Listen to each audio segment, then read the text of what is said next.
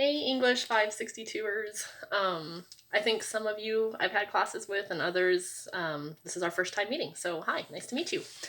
I'm Francine Hawkins, and this will be, let me see, the end of my second semester in the English Literature Master's program here at NAU. I started fall of 2020, and I was a GTA with English 105, and I loved that experience so much.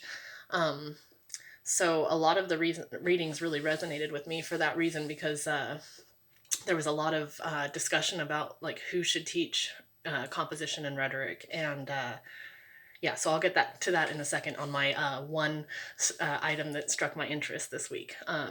But as far as myself, I have two children. I've got a 15-year-old daughter, which is crazy, and I have a 2.5-year-old son. They are amazing, and for those of you who are parents, you know what a distraction they can also be from studies. So I find myself sometimes doing a lot of my work at the wee hours of the morning, and I'm super tired right now. So that's how that goes. But at any rate, yeah, I'm really excited to be in this class because it kind of marks the official halfway point, and I've really always been interested in sort of, that idea of who should teach rhetoric and how did my professors and teachers get to be so influential in, I guess, their position, and how they were able to interact and present their points of view. I've always been really amazed at how persuasive language can be, I guess. And I think that's probably one of the hidden dangers in composition and rhetoric is to forget that persuasion is sometimes the underlying motive. So a couple of the things that really interested me this week were the idea of authority on behalf of the speaker, which hopefully I haven't subverted my own here. But when teaching English 105, I think that one of the main discussions that all GTAs had was that idea of the imposter syndrome and not being quite sure that, are you qualified to teach this? It was in, and pardon me for a second here as I pull this up, the essay by, I think it was Michael Pennell here, talking about, who should teach college composition and how he had just transitioned from being a graduate student to a professor. And that there's, a lot of discrepancy in the different levels of teaching along the way. So I was wondering, how it is that when I was, in my first year of college in a community college, my English 1A teacher, for me, was as much of an authority as my professors now in graduate programs at NAU. And it occurred to me that maybe there's, a double side to this issue where it's also the perceived image from the audience of the speaker. Mainly that as long as the audience believes in the speaker and the speaker believes in the speaker, then the message becomes successful.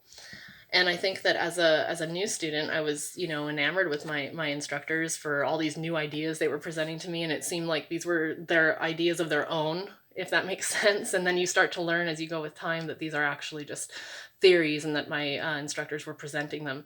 So I think one of the things that really interested me was this idea of authority. So in another one of the essays, and I think it was by Laura Walker, let me double check here, and she speaks about this same issue of authority, but she brings up an illustrative story of Alan, and I had it queued up here, but you know how it goes. So of Alan, but he was basically an IT guy for a college campus.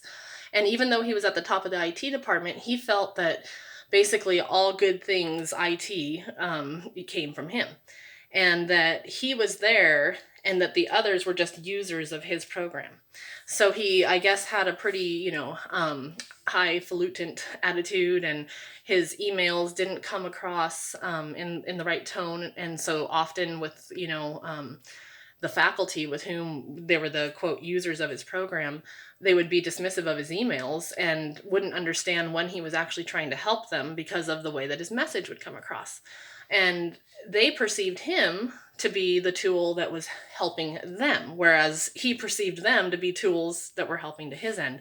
So I think that was really interesting, and it kind of illustrated the point that I had been confused about regarding authority. And I think that it's a main part of it is going to be perception on the audience and the confidence of the speaker or whoever's relating the message.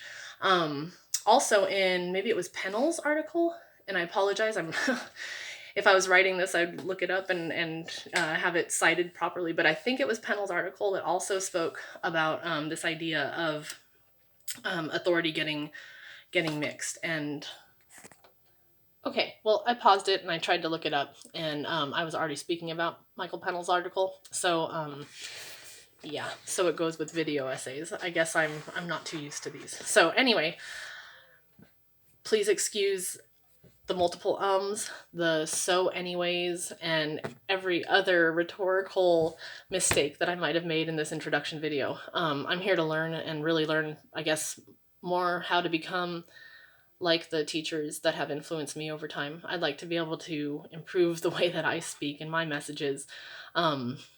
And I guess I'll leave it to that. So I really look forward to getting to know everyone else, and thanks for hanging with me through this introduction video. I hope it wasn't as painful for you as it was for me. I'll see you guys soon.